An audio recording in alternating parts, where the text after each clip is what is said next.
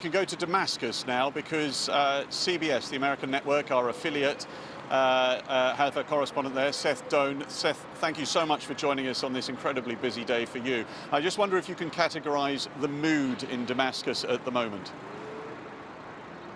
Well, it might surprise you, Matthew. The mood is surprisingly calm. We were just heading over to one of the areas, driving past that research facility that was bombed early in the morning. And we spoke with a number of people actually lined up getting bread and groceries in the morning, and they said they were jolted awake around 4 o'clock in the morning. They heard a number of very loud thuds, but they said they couldn't fall back asleep. But they said that in many ways they have gotten used to these types of sounds, the sound of airstrikes over the last 7+ years as this war has ground into its 8th year.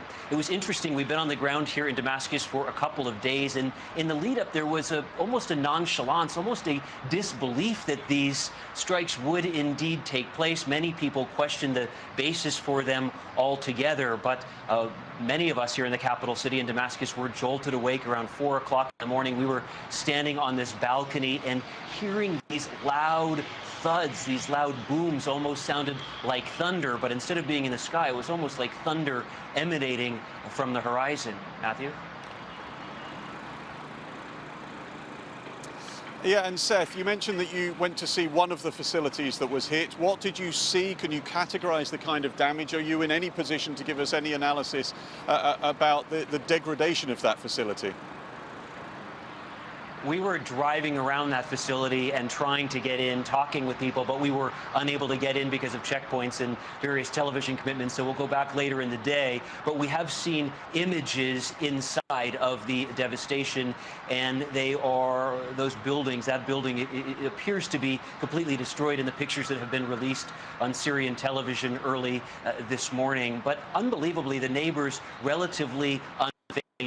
People describe going to their windows, opening their windows so the windows wouldn't burst, but watching this kind of display in the sky as we watched. It was interesting to be listening to President Trump speak in one ear and looking out over this city, watching anti-aircraft fire, and also seeing or hearing those airstrikes hit their targets around Damascus. Matthew?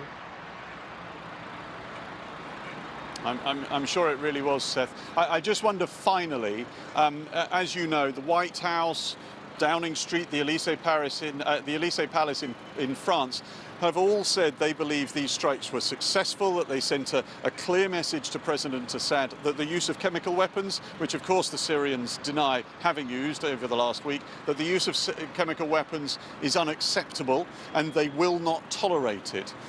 Is there any way of characterizing whether that message genuinely has got through, or perhaps does President Assad, as we saw in some photographs of him looking rather nonchalant going into the presidential palace today, perhaps he feels he might have been left off the hook?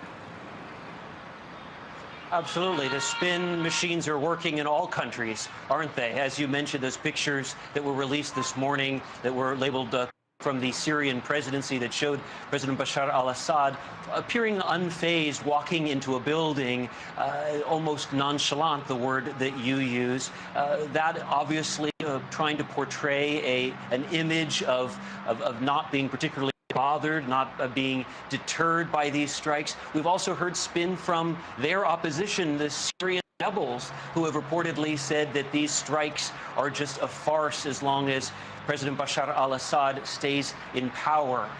We've also spoken with people on the streets and at the top levels of government. One official in the Syrian government told me last night, Syrians have been through so much. They have been fighting over the years, and certainly, as we know, for the last 7+ years in this most recent conflict. This senior official in Assad's government said if there's only one Syrian left, that Syrian will fight for Syria until the last drop of blood. So certainly a defiance on the streets, a defiant mood here in Damascus today.